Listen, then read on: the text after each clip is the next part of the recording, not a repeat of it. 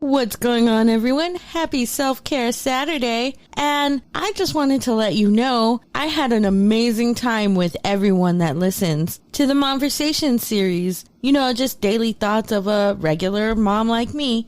I got with Manic Pixie Weirdo and was able to get on Spaces and just chop it up with you guys. And we had an amazing conversation about setting boundaries with toxic people. And we had people tap in from everywhere. So I started to edit this, but then I was like, I'm going to give it to you raw and uncut. So here it is, 6 minutes and 42 seconds of edited podcast. Twitter Spaces, chopping it up with all you wonderful people. And the rest of it is just raw and uncut. So enjoy. At some points, I will say you have to understand that you can choose, ladies and gentlemen, you can choose if it's going to hurt a little bit or for it's going to hurt for a long time. You choose how long it's going to hurt you for. In my situation, and I'm spilling the tea here, in this situation, my ex-husband that I share a daughter with and his sister, she loves my daughter, but she is always overstepping. This past time that my daughter went to spend her summer with her dad, it was more than I could really take. If I'm being honest, I was absolutely done. I had specific instructions. I said, I'm sending her with hair, braiding hair, so she can get her hair done. She wanted this unicorn, rainbow colored braided install. And I was like, all right, you don't need extravagant, expensive hair. You are 6 years old. So I just picked up, some fun hair for her. I said, okay, take her to get her hair braided and maybe get a trim, because she had a habit of cutting her hair because she, yes, 3B girl. Okay. I'm easily a 2C, 3A girl. My daughter is a 3B girl. She's got these beautiful, full, luscious curls, and she kept cutting her hair because her school is not very diverse and she's feeling like the odd man out.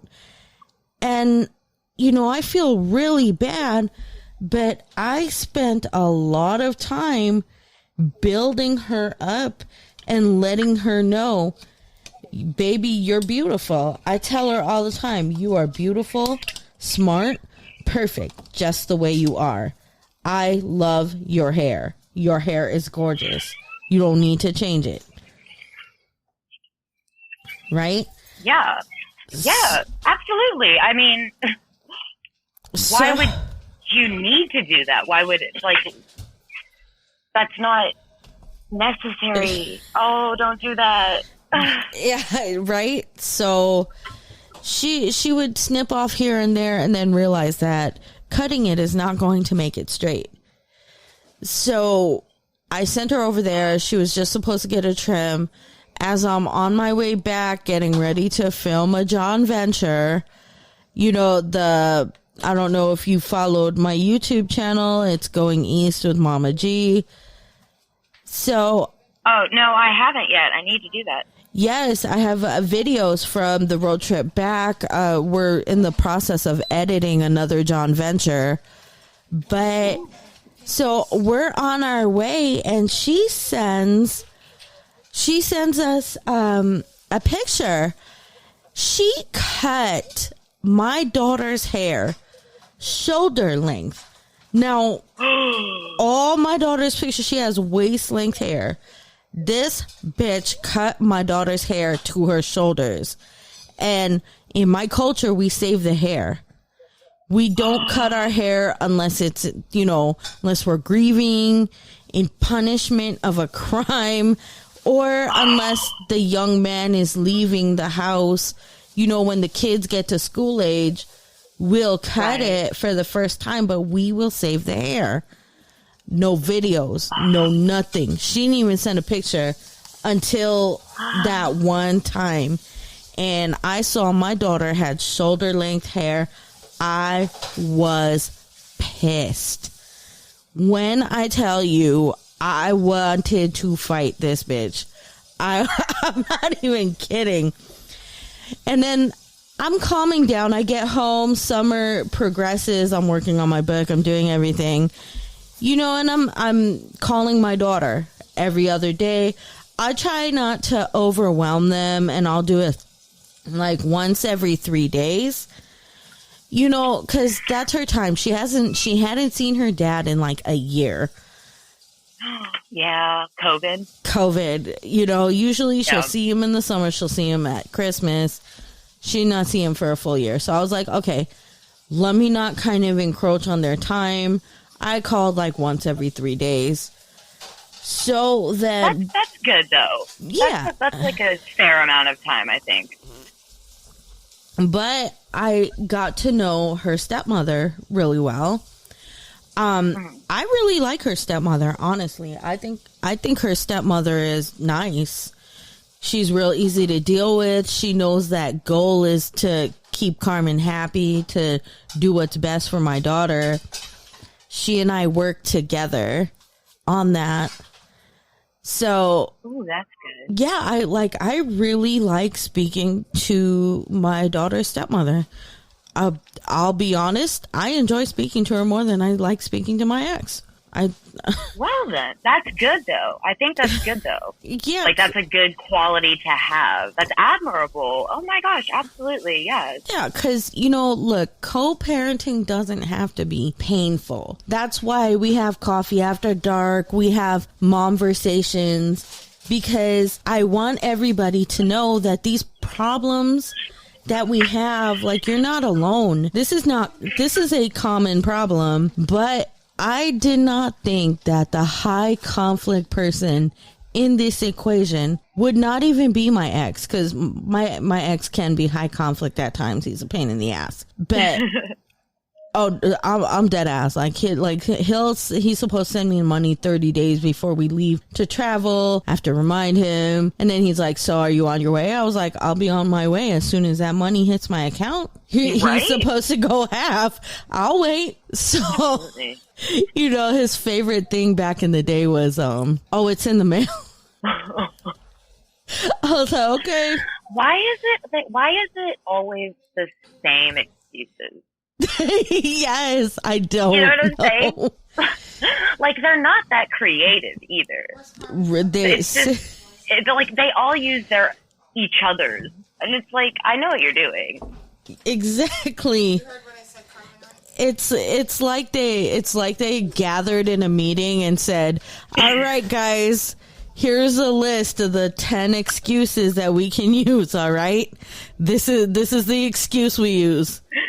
These are acceptable excuses to use. They'll totally buy it, even though we're not buying it at all. It's like, it's number one excuse is it's in the mail, or right. I don't know, the bank. It's the bank. Mm-hmm. Mm-hmm. Yep. But it got lost. I don't know. I sent it. I put it in there. Or it's like, or they act like you didn't even ask for it at all. Like, you did. So, what's going on? Like, the conversation go, okay, so what's going on with the travel money? You know, I can purchase her tickets right now. Do you have your half already? And he'll be like, so where's Carmen? Okay, what about your hat? She's right here. Just, you know, are you guys packed up? Yeah. Like, I literally asked for their for your half of the travel money, and you act like I didn't say anything. Did you hear me? Oh my gosh. It's like it's selective hearing at its best, is what it is. I don't know if it's selective hearing. I think it's more of just like they know what to tune out. Yes. And what not to tune out. Because, like, there's a difference. So, it's like, if you're the only child, like, you have this thing, I call it oldest child syndrome, and you can just tune stuff out when you're like, I know I don't want to hear this next part. Right? Like, that's what it is. I know. Or, look, moms, we got it, right? We have that selective hearing. We know we can ignore the shit out of some annoying ass sounds, can't we? Oh my gosh. I'm not a mother, but boy could my mom. Oh my gosh, stuff that I would think she wasn't listening to when she actually was. Goodness. Seriously. You know, my kids, it'll start off, my daughter has a tier 1, tier 2, tier 3 option. So a conversation with her will go something like this. Mommy, can I get my scissors? I want to do crafts. No, you may not play with scissors today, okay? Last time you cut up everything, you weren't even careful. I'm not. Okay, so can I have a snack? Carmen, no, it's not snack time. What about a muffin? Can I have a sandwich then? And then if that doesn't work, then what'll happen is she'll be like, oh, mommy, can I play outside? So, and eventually I'll just stop answering her. And then she'll go to her older brother and be like, well, I don't know. Mommy's not answering, so. Oh, yeah. I had those conversations, too. As the oldest child, again, when the youngest sibling comes back and says she's not listening, it's so irritating. They're like, nah, fam. That's not what happened. See, sure. I think it's super funny, like how my daughter has like the tier 1 and tier 2 options. It's like I have Patreon straight up in my house. It's great. It's hilarious. But so what happened, right? Let me get on with the story. So, sorry. No. It's all right. Like, this is what I want. I want a meaningful exchange about mom things. This is a momversation. This is what it's all about. So, I'll bring the oldest child card because I don't have kids, but I was a kid. So. Yeah, exactly. You bring something special to the table. So. So, like I was saying, this bitch cut my daughter's hair. I'm livid, right? So I call her, and she doesn't answer the phone because she knows I'm about to cuss her the fuck out, straight up. Like, that's the fact that she didn't answer the phone told me she knew she was about to get cussed the fuck out. Oh, hell yes, she did. Of course she did. Actively avoiding the situation. Yes. She already knew what time it was. So I call, and her stepmother's like, yo, I knew that was going to happen. You were just supposed to get her hair braided. She handed me the stuff and specifically said you were taking her to get her hair braided. Not only that, here's some self-loathing ass shit too. She not only cut my daughter's hair, she had it blow dried straight. I was on fire. Like, I couldn't even believe what I was looking at. And then she blew dry, had my 6-year-old hair blow dried. I was pissed. Oh my God, I can't even. Yeah. Oh my God, what's happening? Why would you do that? Oh my God. For no other reason, just because she does not like her own situation. Listen, I did not raise my daughter to not like how she looks. My daughter loves her brown skin. She loves her color. She loves her beautiful brown skin. She loves her black hair. She loves her curly hair. You know what I mean? As she should. Rightfully so. She should not come home wanting to dye her hair a different color. I think it was like blonde or something. She has black hair. It's jet black and beautiful. Like, oh, I'm jealous. I'm so jealous. She has the most gorgeous hair. I have thin, real white people hair. that's like kind of not, you know, like dry, but it's like real brittle. Ugh. I mean, I make a shampoo. It's aloe vera. There's aloe vera in it. Some honey. My oil blends. I don't know. Yeah, I don't know. It works. Into that. It works really well on my hair. So look into that. But I'm just saying that, like, I'm jealous of her hair. Like, that's amazing. What I wouldn't give. Aw, thank you. Like, she, you know, I want her to love herself. You know, it's so hard out here. I'm Afro-Latina, Afro-Asian. I tried to go makeup shopping the other day. This is self-care Saturday, so I tried to go makeup shopping the other day. And let me tell you how traumatizing makeup shopping is, okay? I go there and I'm trying so hard not to cry because I want to look good, you know? Well, yeah. I want to not look washed out on the videos. Oh, okay. Because like the lights just kind of wash me out a little bit, and I don't want that. Well, can you like lower the light? I have no problem. Like I'll try just about anything. But I know recently I went makeup shopping and I couldn't find a shade that would. Oh, hi Pod Without a Nod. Hi Talakit.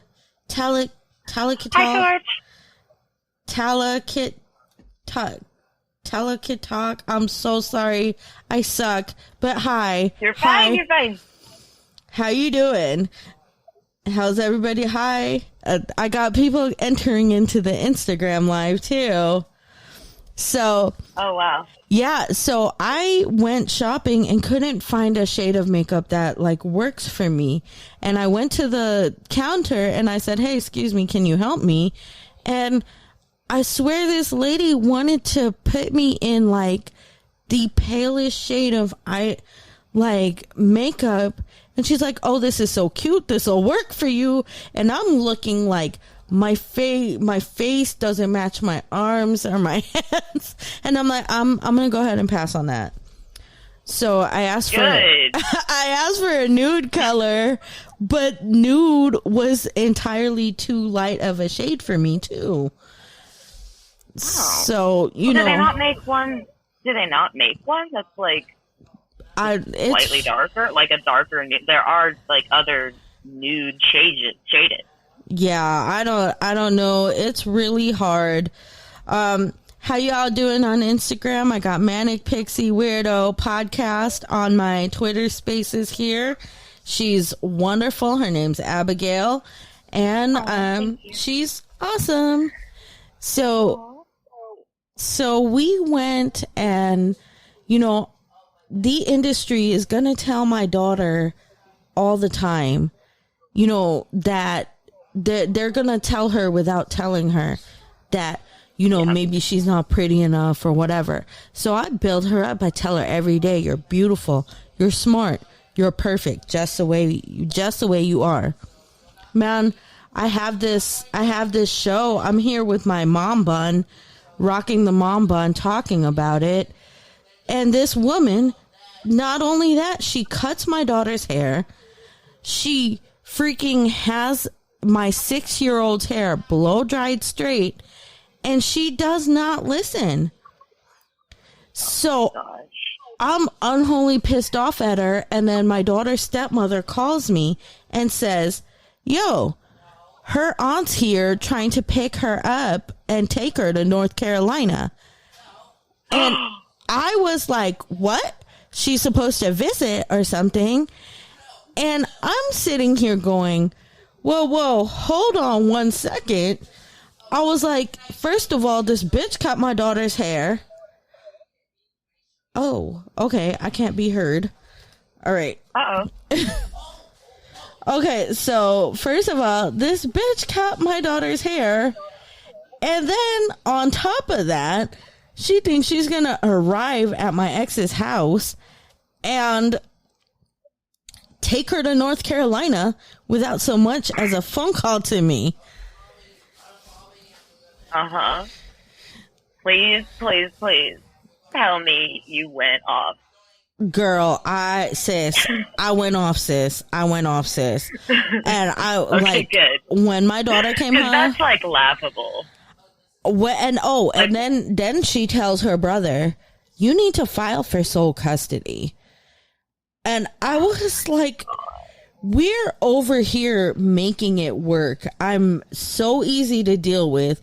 Like, I could have been a high conflict birth mother. I could have been out here wilding, but no, I'm grateful that she gets time to spend with her dad. I'm grateful that she has a dope ass stepmother.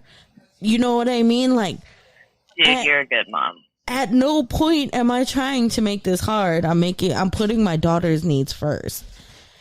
Yeah, you're doing everything you can. Your biggest concern is your kid. You're a great mom. You're an awesome mom. You're doing great. You're doing great. Thank you. I mean, like I said, I don't have kids, but from personal experience, I would say that just give your daughter time, because you have taught her to use her voice and be proud of who she is and what she is. Yeah. So she might not know how to speak up right now. Yeah. I just, because she cannot right now speak up for herself, it's my job to advocate for her. Exactly. And that's where I'm at. So if I send her to spend the summer with her dad, her aunt's supposed to take her to the hairdresser to get braided, and she comes back with shoulder length hair that's blow dried straight, and then she's completely disrespected my culture. She didn't even save the hair. She didn't take any videos. Obviously, I'm gonna go the fuck off. Then she arrives like, oh yeah, okay, fuck me, right? You're just gonna take my daughter out of state and not say anything? Get out of here with that. Which, by the way, you can't do that. That's not how that works. That's kidnapping. Yeah, that's kidnapping. You can't do that. You can, and you're the worst kidnapper ever, because you told people. Like, I mean, yeah, you can't do that. You can't just take someone's kid. Yeah, like that, to me, that's so crazy to me. It's, who does that?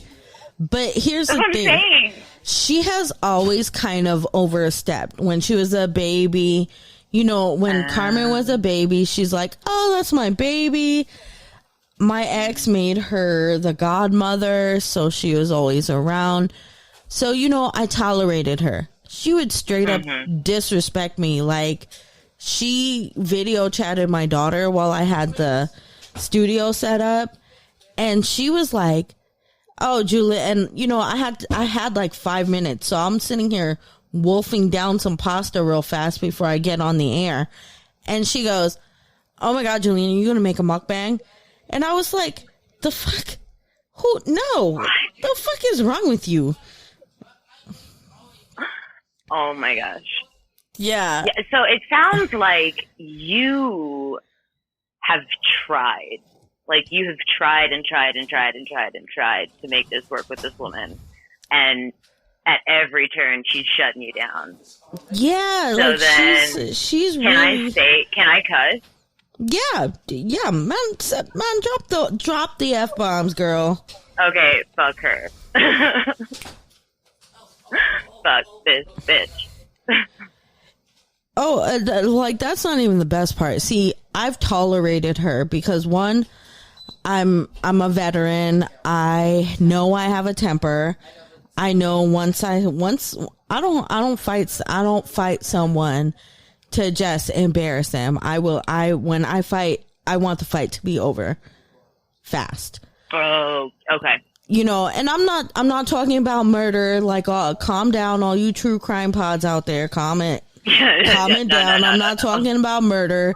Like, no. But we're shutting it down. We're shutting the party down. Yeah, like. I'm not about to sit here and wrestle and roll around, pull hair.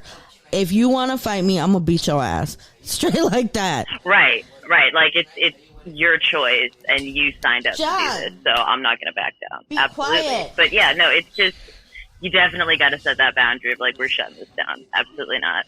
Yeah, so I've avoided conflict with her by, you know, tolerating her presence, gently nudging her in the direction. Communication. I've literally tried everything, and she keeps overstepping. So then when she cut my daughter's hair, and then she demanded that I went to North Carolina instead of Connecticut to go get her, I was done. I was like, I'm not going to North Carolina to pick her up. I'm not, because I don't want to deal with her. And she said, and I quote, I heard you didn't want to go to North Carolina because you were scared. No, I did not want to go to North Carolina because I am mad at you. There is a difference. Right. So, but try not to get caught up on that, though. Like, it doesn't matter what you say. She's going to have a comeback. She's going to have something to say. So, if anything, just be like, you can think that, like, whatever. I don't care. Give her the coldest shoulder ever. Oh, for sure. I told her, I was like, no, I don't want to go to North Carolina because I'm mad. You know, sometimes when people allow you to walk away from them, you need to take the W and keep it pushing. Right. I don't have anything to prove to you, period. Yeah. And so she would try. I said, okay, I shut it down. I said, she's not talking. I was like, okay, that's it. She's a toxic person. I'm setting a boundary. We're cutting this off. So good. I would let my daughter take my daughter has a cell phone, so she could call her dad. So she'd call her dad, and then as soon as she got off the phone, the aunt would call.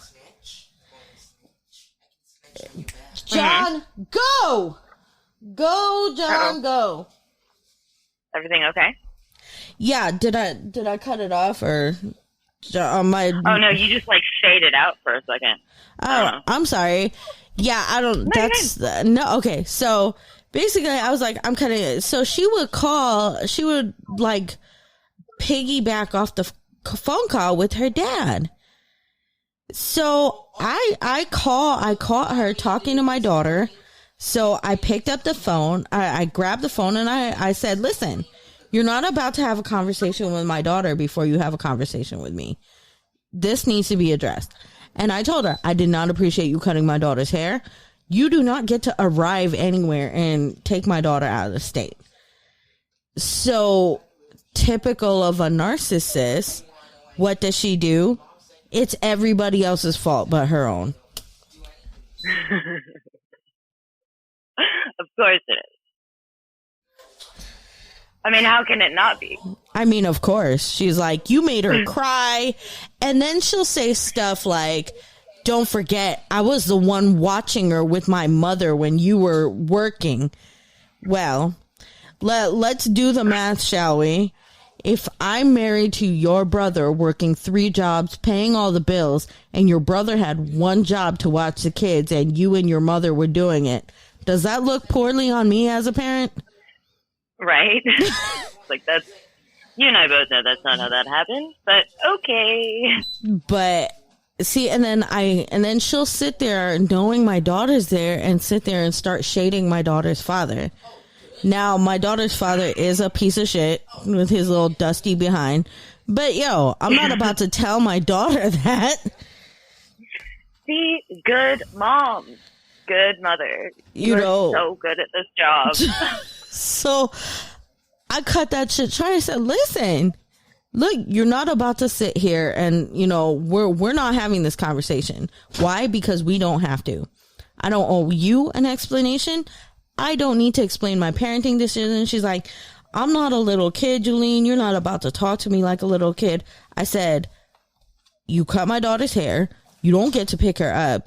You will not be speaking to her. And she's like, I'll just see her during, you know, her father's parenting time. I was like, not if I get a restraining order, because what you did is battery. Right? Oh my gosh. The text messages will be up on the social media, but point blank period, I made the choice to cut her off because she is a toxic person. Yeah, that's a really toxic person. I felt really bad for her. Like that, like her life must suck so bad. Like think about that. Think about that, really. She's devoting so much time and energy to making your life miserable rather than trying to figure out how to make her own life better. Right? Like, that's insane. That's insane. What I find insane was, you know, when I decided to get a divorce, I knew that, like, I had bad feelings towards her father because of the reason we got divorced. It wasn't, well, there was cheating, but that wasn't the reason why I was so upset with him. I found out he was hurting my boys, like the children from a previous relationship. And that's a story for a different day. But that was why I chose to leave him and kick him out of my house. Good for you. Please. Good. I have a strong, I will believe my kids 100% of the time.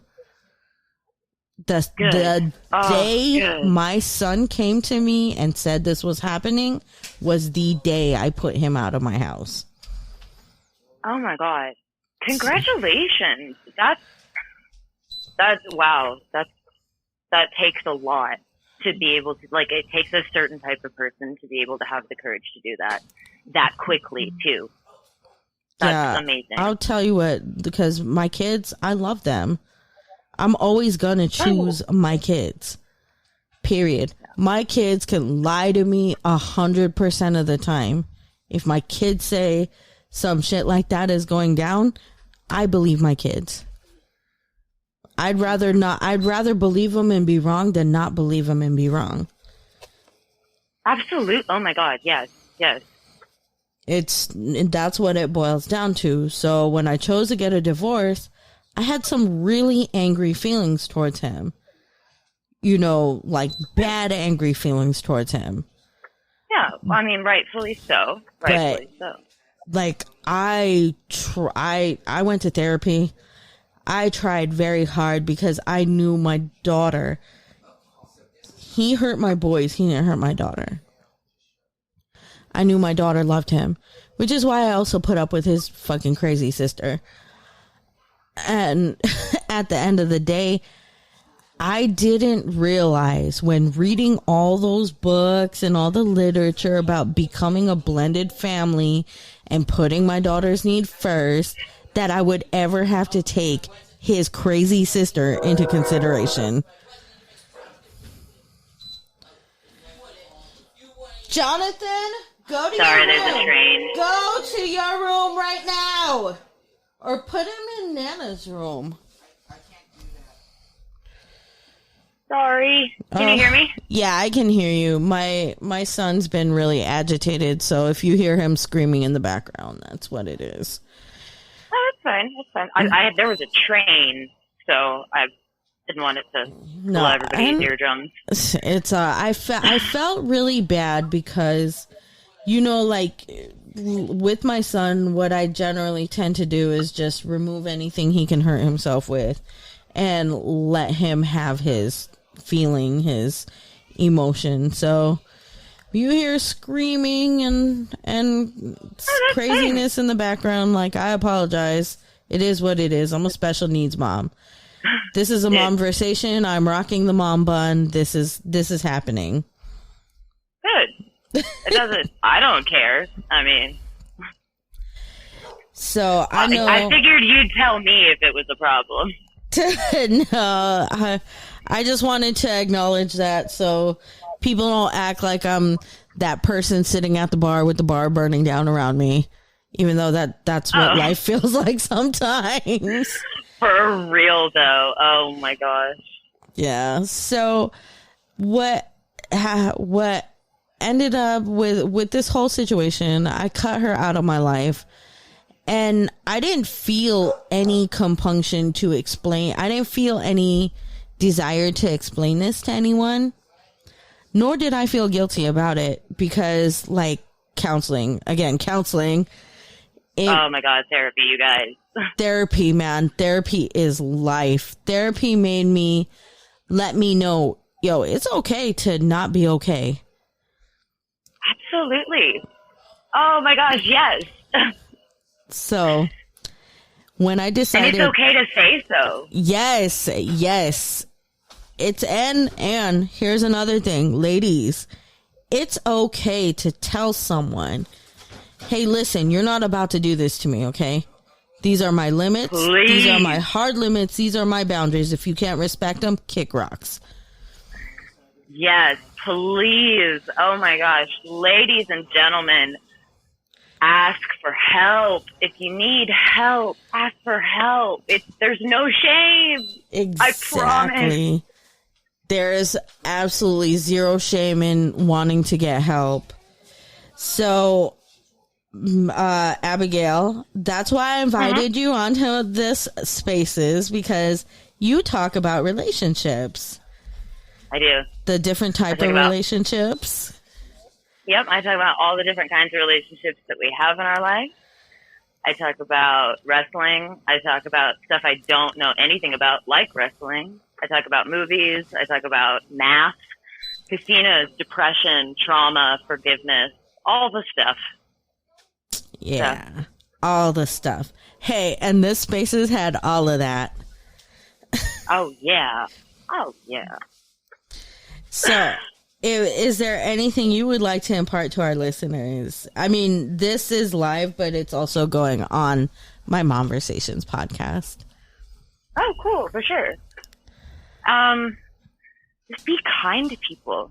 My motto for my podcast is be kind and stay weird. Yay! Okay? Being weird is fine. So just do that. Just be kind and stay weird. Because kindness costs you nothing. Yes.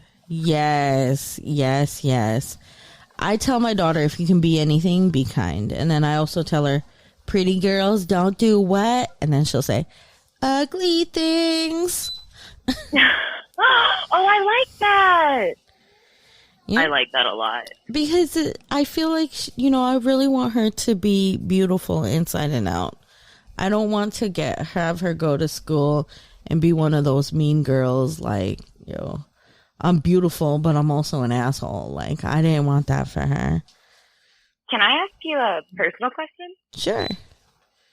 Okay. I don't know how to ask it without kind of coming off as aggressive, so I'm just going to ask. Go ahead. What is your culture? I said I'm Afro-Asiatic, Afro-Latina. I am Filipina and Spanish. I have indigenous Filipino blood from the Ilocos region. Oh, wow. That's so cool.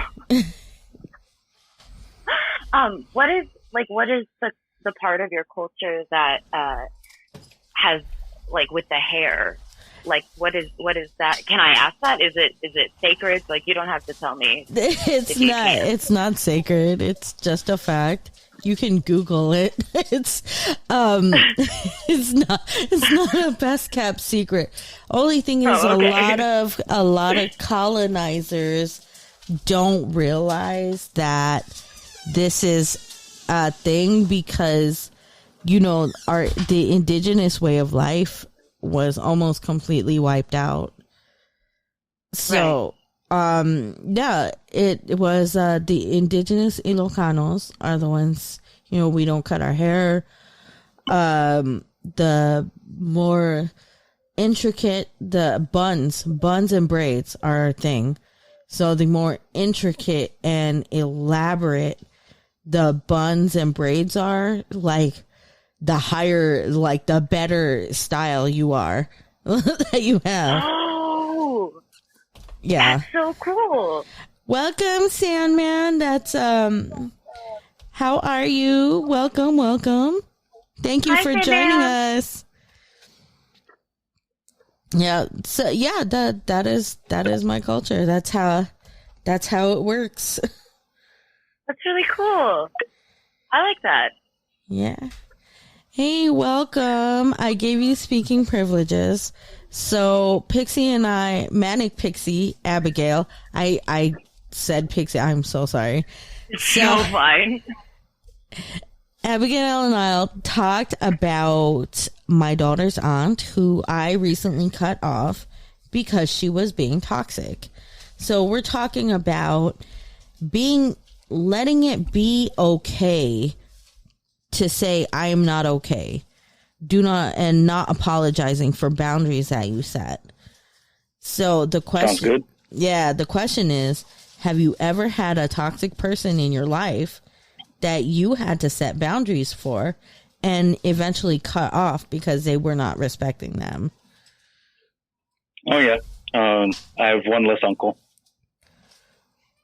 Oh wow. What happened? Or do you want to share? Oh yeah.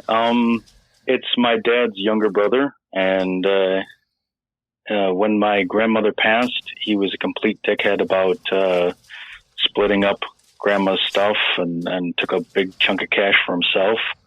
And he also, I have two cousins. One of those cousins is also cut off. So the younger one, Nick, is a real sweet kid. He's doing marine biology. He was a Boy Scout and just wonderful kid.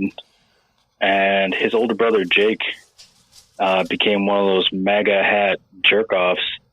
And, he was always posting on Facebook about how he would see the blacks downtown Chicago and, give him $1 or do I want to stab him? And I really wanted to go to one of those Black Lives Matters rallies with my MAGA hat and just start a fight. Like, oh, well, you're a dickhead. So, yeah, that cousin, not in my life, and his dad is also toxic as hell. And there was a whole bunch of, my generation, university was so expensive. And his generation, he went home on the weekends and did laundry at grandma's house and paid for school with a summer job. But, my generation, can't pull yourself up by your bootstraps. Like, fuck off. That's terrible. Pixie, Manic Pixie has to go, but thank you for joining us, Abigail. I really appreciate it. Absolutely. Bye. I'll come back if I can. Bye, Sandman. Bye, Abigail. Bye. Thanks for all the retweets. You're awesome. Okay. So, Sandman, let me ask you something. So, the toxic relative of my daughter's, I cut off because she's always trying to fight me. She doesn't respect that I am my daughter's mother, obviously. And then she cut my daughter's hair. She cut my daughter's hair without respect to my culture. What? She didn't save the hair. She cut my daughter's waist length hair to her shoulders. Why? And then she had it blow because she has an issue with herself. I raised my daughter to be proud of that brown skin, her beautiful jet black hair, her curly hair. She's like a 3B girl easily, and she's got beautiful hair. She cut my daughter's hair and blow dried it straight. Well, and I caught just the end that you're Ilocano. Yeah. So I mean, I've just been going through a bunch of Filipino folk tales. So it was cool to come across some Ilocano stuff too. But yeah, so hair just. So we don't cut our hair. We save the hair and we cut it when we're grieving, when we are about to embark on a major life journey, or when we bury our spouse. Yeah, hopefully your daughter's not old enough to get married, but no, you're still young like me. She definitely so she cut her hair like shoulder length, and she tried, she typical narcissist behavior. She tried to put it off on everybody else but herself. And but why would you cut somebody else's child's hair anyway? Like, unless they're coming in with a rat's nest that's got bugs and shit like that, just leave somebody else's hair alone. She had instructions to take her to get her hair braided. I even, I didn't spend a whole lot of money on this rainbow hair, but, because she's 6 years old, it's all for fun. So I got this rainbow hair and I said, okay, just take her to get her hair braided. She cut my daughter's hair and she had it blow dried straight because I told my daughter, take pride in and just know that, that black girl magic is real. That your brownness is beautiful. Accept that about yourself, love yourself. And my ex's sister spends so much time trying to change the texture of her hair. She's always making comments about how she's, how she's light skin or dark skin or whatever. She has good hair. And I didn't want that around my daughter. That's more toxic bullshit, that just some of the toxic bullshit that she does. But what really kind of sent me was when she arrived at my ex's house and thought she was going to take my daughter out of state without calling me. What? Yeah. She lives in North Carolina. She thought she was going to take my daughter out of state. No.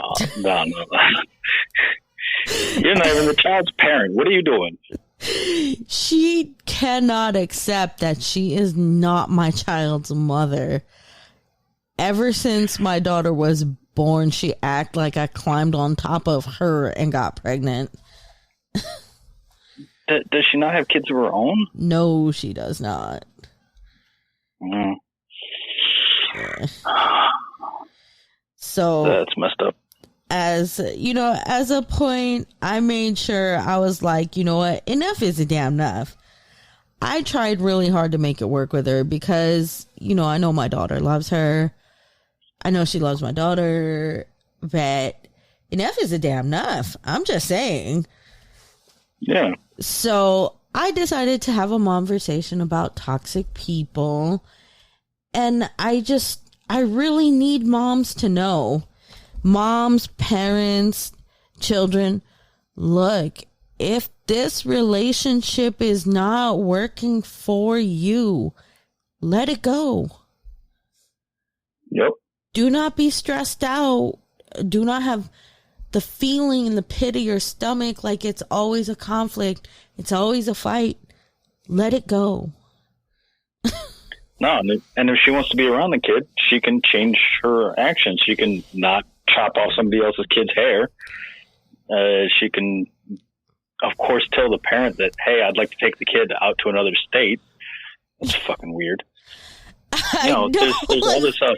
I mean, my grandfather was cut off from me for a bit because my grandfather from rural Indiana was being racist and saying racist shit. My mom was like, I'm not having it. You want to be around the kids, you got to cut that shit out. And he did.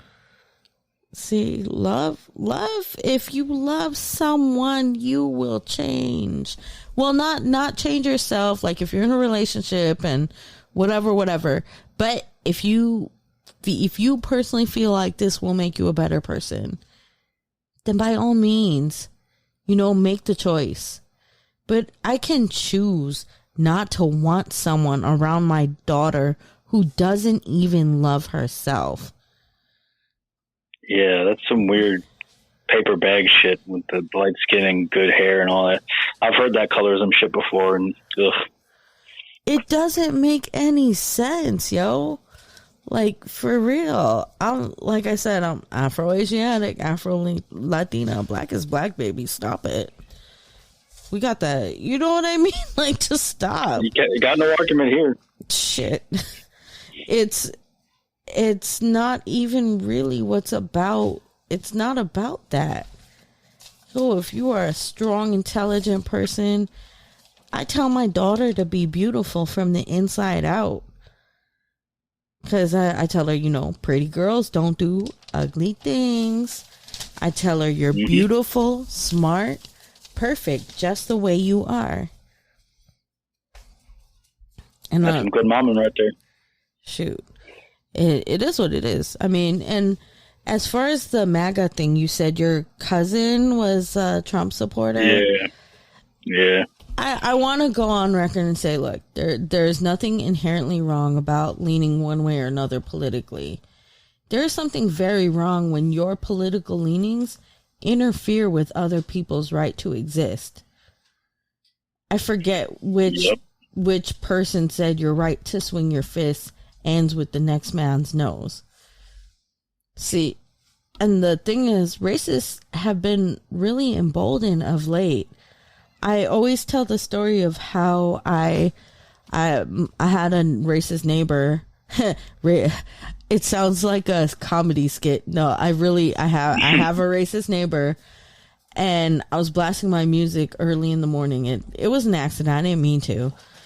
And then I realized that she was coming out of her house to yell at me. And I was like, okay, I'm going to go ahead and let her say her piece. My bad. So I turned off the car. I let her come yell at me. I didn't say anything. I just, I didn't speak. I didn't interrupt her. She wagged her finger in my face and everything. And I didn't go off. And then she goes, do you understand English? And I turned around. I was like, it was like in my brain, it was like, when the record scratches, it was like, screech. And then do you understand the words that are coming out of my mouth? Basically, and I was like, first of all, bitch, I speak better English than you do. Second of all, I was like, at the time, I was adamant, like Trump had just said something really like disgusting about immigrants or whatever. And then I was like, second of all, your president might be racist, but he has bodyguards. You don't. I'll smack the shit out of you. To this, that was 3 years ago. To this day, she sees me, she puts her head down, and she keeps walking. Man, like, folks get bold. My ex was adopted from South Korea at 6 months old, so she's been in America longer than me. And people came with her with the immigrant shit about, oh, do you speak English? I'm like, she's been here 5 more years than me. Why are you asking her if she speaks English? Seriously. Well, I couldn't believe it when people were walking up to random Asian folks and just beating their ass, like, because like the logic, they assumed that these poor people had COVID. So if you think somebody has COVID, you're gonna breach 6 feet to hit them. They got the China virus. China. Yeah, like, seriously.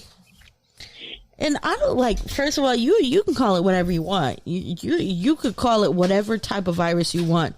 Just call it that type of virus from 6 feet away from me. Because you come within 6 feet from me wanting to smoke, you're going to get the smoke. Well, I was telling my wife is Korean. When we go to the States, Americans aren't going to be able to say, oh, she's Korean, not Chinese. So, because in Korea, the outbreak coming from China, there was a lot of stuff like, wow, China, that's really dangerous of you. So there's a lot of anti-Chinese sentiment. And I'm like, honey, in America, you're Chinese too. It's, that's how Americans are. That what, you're not Chinese? Okay, are you Japanese? No. North Korean? No. And maybe eventually they'll get to South Korean. What really had me blown was all these hate crimes were against elderly folks. And then because they're cowards. Some dickhead was pushing Filipino nurses off the train platform in, like, I think it was Fresno or San Francisco. And I'm over here like, why would you push them off the train platform? They're fighting for our health. Those are nurses. Yeah, well, I'm sure Americans don't have the knowledge of all the help the Filipino nurses have come over here and done, but fucking hell. They didn't ask for that bullshit. You know how the history of Filipinos coming to the States? The U.S. sent out, I think it was like in the 20s or something, sent out like a general, like, yo, if you come to the U.S., we need nurses. You come to the U.S., we will take care of you. They were at least honest and said, you might not make riches, but we'll do the best we can. Mm-hmm. Filipinos came to the States to help people because there were flyers, there were notices everywhere. If you come to the States, we have a nursing shortage. You come to the States, we'll take care of you. Yeah. But obviously we did not fulfill the promise to them, because then following that, like, they were treated horribly, they made shit money, and then there was the Chinese Exclusion Act didn't include Filipinos, but let's just be honest, they didn't really differentiate, did they? It was all East Asians, Southeast Asians. They didn't care. So, with all that hate and, so many and you notice who the toxic people are when shit gets thick, because they're the ones giving you dirty looks in the clinic, the grocery store, like friends that you've had for years. You just don't know what they're really thinking until it all comes down to, until it all comes down to the virus, right? They're your boys until everybody wants to come beat your ass because they think you have the coronavirus. And let's just be honest, millions of people had the coronavirus this year. So what? Yeah. So that's suddenly now my fault. Well, the hot spots: Alabama, Texas, Florida, Arkansas. Right. Right. Well, I'm over here like, fuck you mad at me for it. I got my vaccination. I quarantined. I don't have coronavirus. If you have it, I'm not the one that infected you at Walmart. Dead ass. Like, yo, if you got corona, it was not for me. Oh. I just got my first shot. Oh, for real? What? It took a long time to be available to you, or what? Yeah. South Korea just had AstraZeneca for a while, and that was only for like 60 plus people. And then just recently they opened it up to 18 to 49 and got some Pfizer in here and a bit of Moderna. And in 6 weeks, I've got my second shot, but it's taking forever to get the shots over here.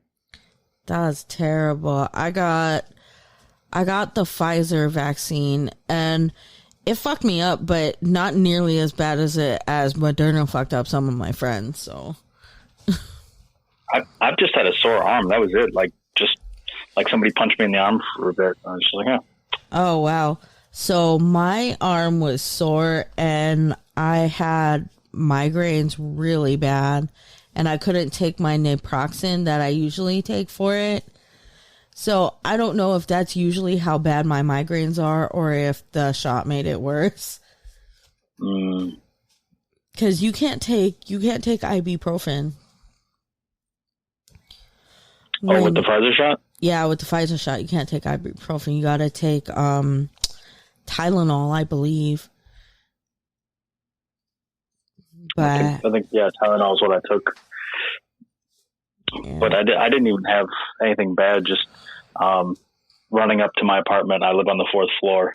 Just going up the stairs, my heart went a little bit fast, and I went, okay, I'm just going to take it easy for the rest of the day. Oh, geez. Do you have like a pre-existing condition? Being fat, but I don't know anything else. Please, that's like a pre-existing, a currently existing, probably a future condition for me as well. It's what, before I got hit by the drunk driver, I was so adamant. Like, I would post, I was the douche canoe that was posting pictures of myself. Went the extra mile today on my bike. 11 miles, 26 miles today. Pushed it to 27. I would post a picture of myself. Gym, gym flex. Yeah. To be fair, though, I did not take gym selfies. It was before I got in there for my workout and after. I was too busy working out to take gym selfies.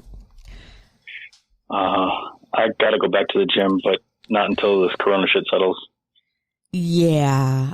I walk my dog. I take long walks with my dog, 30 minutes a piece. What is it called? I sit on my fitness ball. I do like like a Pilates ball thing. It's for it's for my back. I was told to sit on it and bounce. Sometimes when, my back hurts, it alleviates some of the pain. But also I can do like sit-ups on it. I brace my back against it and do like my crunches. And then I put it against my stomach and do push-ups with it so it supports my back. Mm-hmm. Because after I did the 3 procedures, I was able to walk on my own, but I gained so much weight. It was like I am the biggest I have ever been in my life. And I don't even know. So am I, but that's not from any accident or anything. Just probably just stress. I don't see, and that's the thing. I don't even know what to do about it. Because look, when you go from wheelchair to standing, it's like, yo, I'll take being the biggest I've ever been as long as I can walk. I really don't care. Yeah. And I love to hike too. I'm gonna go peak bagging soon. Peak bagging season is coming, and I am here for it. Peak bagging? Yeah, peak bagging. I'm gonna you pick there's a challenge here in SoCal called 6-pack of peaks. And I'm gonna go peak bagging. I'm gonna bag like 6 peaks or more. There's various peaks all over SoCal, and you climb up these peaks. So I was gonna say I don't understand your strange California speak. No, peak bag. It's mountains, like a mountain. Yeah, I know. I figured. Oh, okay. Hey, welcome. The history of Sakartvelo, Georgia? Yeah, history of Georgia, and then I think it's the capital of Georgia. Oh, okay, cool. Hey. Sakartvelo, Georgia. Sakartvelo. Hi. I'm going to approve you to speak. Hi, how are you? We in here, we're talking about cutting off toxic people. So tell me your name, tell me a little bit about your pod, and then tell me a story. Have you ever had to set boundaries or cut off a toxic person? Alrighty, my name is Roberto, from the history of Sakartvelo, Georgia, which is the history of the small Caucasian country of Georgia. Tacarvelo is just the name in Georgian, so it didn't get confused with the state. And the time I had to cut off a toxic person, I mean, there's been a few times. It was probably someone I was really good friends with back in the day, but kind of did this go blank? Sorry. But just, yeah, back in the day, when I was studying abroad, there was a few people I was talking to, and that basically the situation was we talked a lot, but I kind of started noticing that they were just kind of using me as you're the foreigner and the visiting the place needs to kind of like pay for myself and for my friend as well. Because it's a cultural thing. I'm like, I don't think it's a cultural thing. And then that caused a lot of problems. And when I figured out, that was the reason why they were spending time with me is hanging out. I had to cut that off. And I mean, it was rough because they were my first friend there. And I was like, and I hung out with them almost every day, but it was like, I couldn't financially support myself if I kept hanging out with them and paying for everything. And I was just a young, dumb college student. So I learned better. Yeah, that's moochers are the worst. That's a nice segue into the next topic. So I went from toxic people. We're also talking about self-care. This is Self-Care Saturday. So I'm going to talk about what I did to, maybe do some self-care. And the funny thing is, I was so awkward when I came home from deployment. I had no social skills. I was so bad. So, and then pandemic kind of just reinforced this behavior. So I stayed home a lot. And I have a friend that I've been friends with since I was 6 years old. I found out she's pregnant. So I was like, mentally, I feel like I'm in a good place. I need to take a break. I need to take a breather. I asked my mom to watch my kids. And then I invited her to go shopping for the baby, and she came and I said, her son was hungry. I said, all right, let's go grab a bite to eat. We sit down to eat and we're ordering, and her son orders an extra kids meal. And she says, Julene, so since he ordered an extra kids meal, I'll just pay for his kids meal. I was so confused because I did not realize that etiquette said since I invited her to eat, I was supposed to pay for it. So I didn't want to let on that I was so socially awkward that I did not realize this. So I was like, oh, no, I got it. So I paid for the whole meal. Sound familiar? Where is he? Hey. History of Georgia. I'm so sorry. I cannot remember. History of Georgia is fine. Yeah, sound familiar? Yeah, no, I just kind of, for me, just nowadays, I just kind of set that boundary. It was like, oh yeah, we're paying for ourselves, or we're paying for each other. Usually it's with my friends, I'm like, oh yeah, I'll get you to get me next time, but it's I don't like being told, hey, are you not gonna pay for me? It's like, what? No, you're supposed to read something ahead of time. See, but my social, I wasn't awkward. I had no idea, and I didn't want to make it awkward. So we got done eating at Chili's, right? All right, Sandman, you with me? Yep. We got done eating at Chili's, and we head over to Burlington to go pick out some stuff for the baby. So I'm like, oh, this is cute. So I'm putting things in there, and she's putting things in there. And then I was like, we get to the pay thing, and I'm like, okay, so let's go through the cart. I'm going to pay for this, and this, and then we can decide, do you want this on your baby registry? And she looked so confused, and I was like, I'm just going to go ahead and pay for this. I'm just kidding. I'm going to go ahead and pay for this. She's like, I'm going to pay for the baby bag, though. I'm going to pay for the baby bag and this blanket, or it was like a blanket or something. I can't remember. I was like, that works. If you are you sure if you really want to, no, don't even worry about it. But apparently that same social convention that says when you invite someone to eat that it is your responsibility to pay for them says if you invite someone to shop, you are responsible to pay for what they buy. No. I mean, like, there's a difference between let's go shopping and I'm going to take you shopping. Yeah. Yeah, no, that's a huge difference for sure. See, I did not know the difference. So, I was like, I'm going to go get my toes done. And I don't know. I was like, I wanted the company. I was like, come on, let's go. So she went, and you know who ended up paying for that too? Because I invited her. Dang, money bags. No, I know, right? What's wild is no, I did not have the money. Well, I set out a certain budget for myself, and I used all of it. Like, right down to the dollar. It came down to the dollar. Like, I transferred $137 to my Cash App and came home with $0. Oh, boy. Because I was like, I thought, we would go to eat, like, because my best friend for like 15 years, we were pregnant at the same time. Shout out to Nati. Love you, girl. What's going on?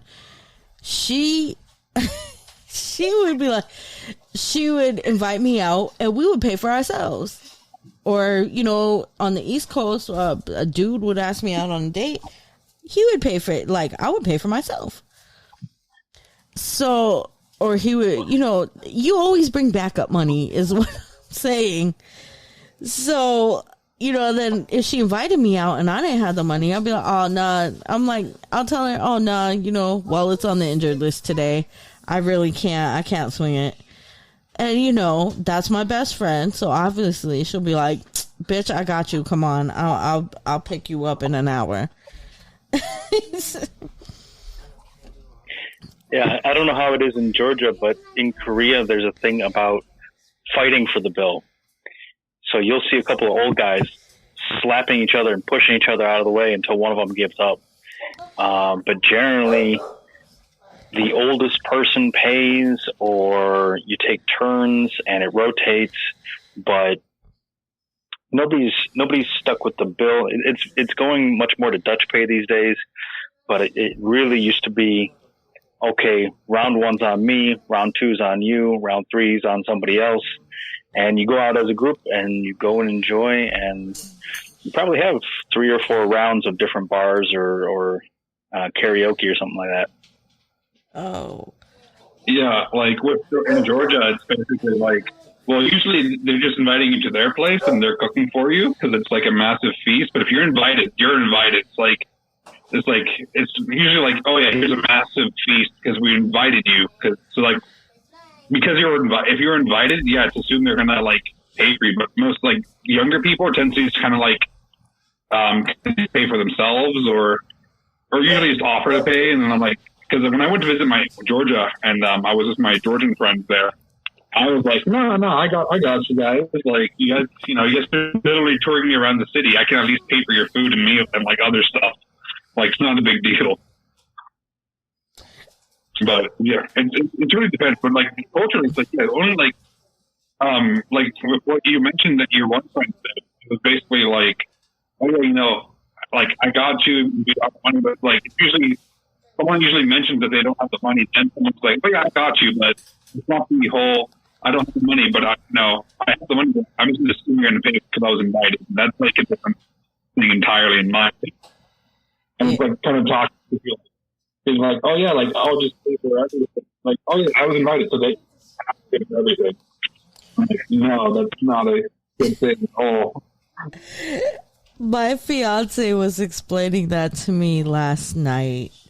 He was like, no, babe, like you invited her. So it's understood that it's you gotta pay for her. And I was like, oh. He's like, you just, maybe you shouldn't go out anymore.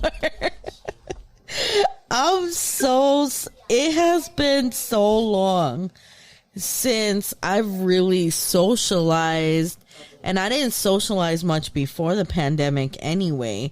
So it was so awkward just trying to decide who pays, and the social conventions of that. What's going on? She busy?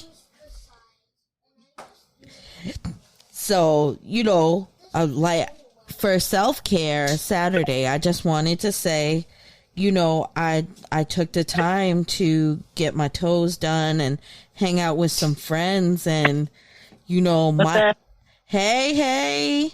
And of course, my awkward ass has no idea who's supposed to pay for what. What's going on, She Busy? Today is Self-Care Saturday, and we are talking about what we're doing for self-care. And I'm saying to the listeners, tell me a story about a time you had to set some boundaries with a toxic person, and did you end up cutting them out of your life because they couldn't respect those boundaries? Also, tell me a little bit about yourself, your name, podcast, etc. Okay. Miss Shan. I am the podcast creator of She Gets It Pod, Cozy Womb Podcast, which is a parenting podcast. The Real Relationship Rapport. I do Loudmouth with Greg from Young Black and Bothered. I love Loudmouth. Yes, I do a lot of different podcasts. So, what's the other thing? I'm from Philly, but I live in Atlanta. I'm a mom of 2. When you started talking about socializing, girl, I don't go out, period. I've never been on a date. I'm 34. I have to do like an operation, go out and socialize like other adults do, but I'll drink, but I don't have a favorite drink because it's not my thing. I don't smoke anymore. I'm an edible lady, so I do edibles in my house on the weekends when my kids are asleep. Hey.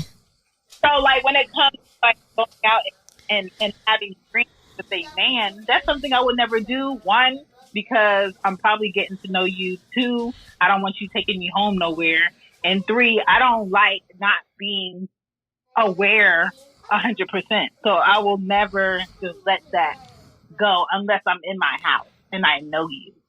So I don't know how that's going to go, but because I keep shopping and buying shit and a lot of things have not seen the light of day, I have to make it a point to go out on dates that I've been leaving like a lot of men hanging, where I don't confirm when. I just say, yes, I'll go.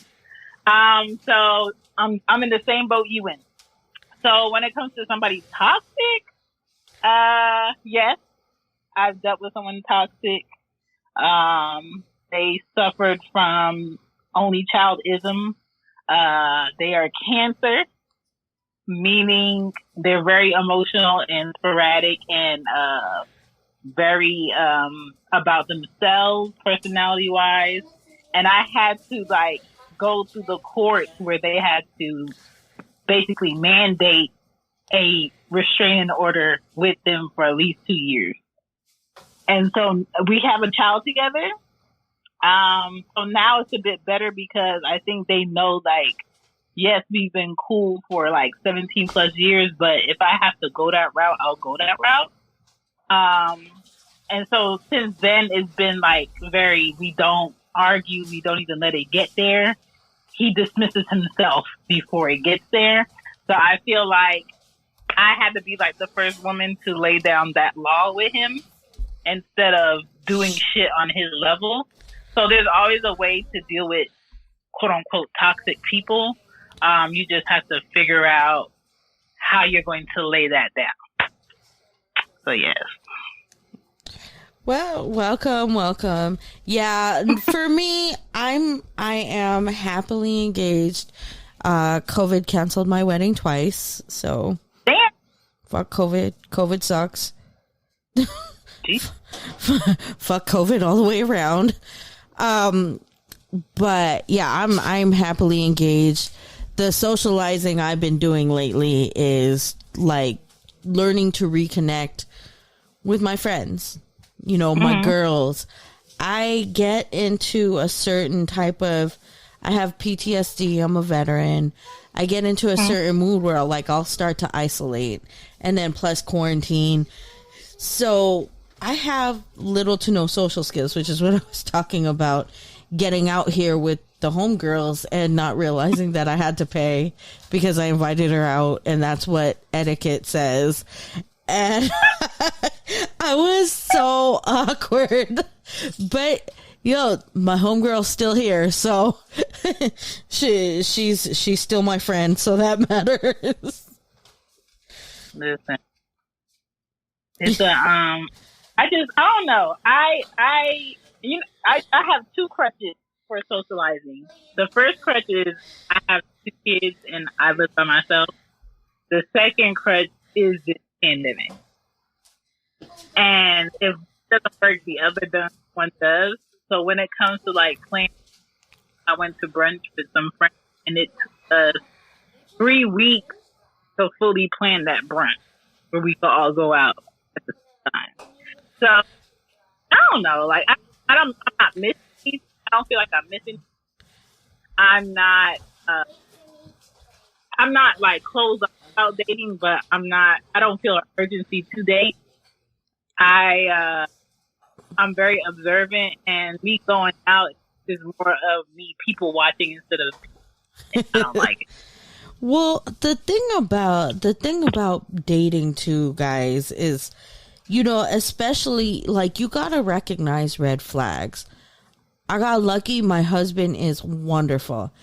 I don't give a shit about COVID. That's my husband. We were supposed to be married like 2 years in a row. COVID fucked it up. So that's my husband. Period. So I was very lucky. My husband is wonderful and attentive, and I am so happy here. But before I met him, I got divorced in 2017 from someone who was, he wasn't great for me. So I got divorced. And then once I started dating in 2018, the red flags were there. And it's funny because I stumbled upon a screenshot I got from back in 2018. I was on a site called Plenty of Fish. I don't know if y'all, it's Tinder, Plenty of Fish. There's a whole bunch of other stuff now, but that was where I was. And I would get a dude that's like, yo, are you ignoring me? And I'd be like, no, I moved.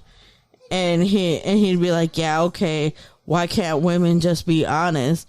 And I'm like, but I did move. I live in California now.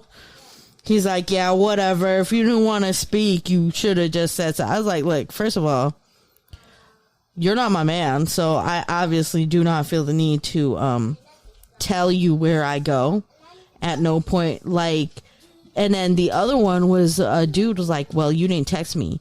You're a liar. You've been on this app all day. And you know how when you leave the app open, it shows you as online, even though you're busy? I was saying, app, so I don't know. Yeah, I ended up on that app just telling people off left and right because, look, when you see the red flags, pay attention to those, because if they are annoying you in your inbox, annoying you on your first date, or showing signs of like clinginess or whatever, then the odds are they are going to annoy you today, tomorrow, a month from now, a year from now. You are under no obligation to stay somewhere that it doesn't suit you, it doesn't make you happy, and it makes you feel downright rotten. It doesn't. You don't have to be there, nor do you have to explain to anybody why they are not for you.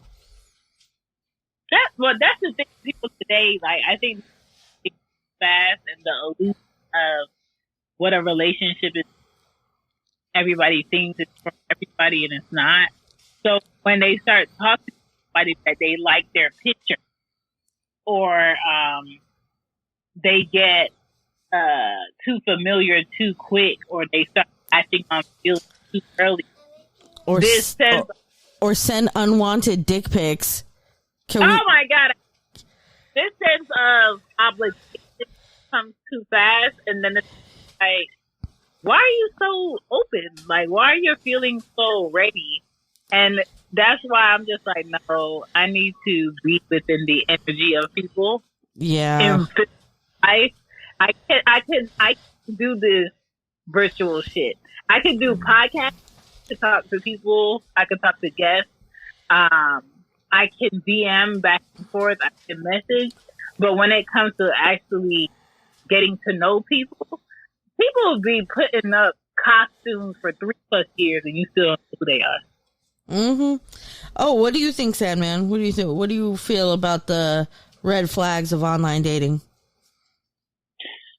I gotta be honest, I was not online for online dating. Like, I've been married almost 10 years now. Before that, I was actually married for 8 years. So, woo! That's for you. That's for you. I had to break out this round of applause. Sorry. So when Tinder and stuff got hot, I was already several years deep with the woman who's my wife now. So I just was never on them. That's wonderful.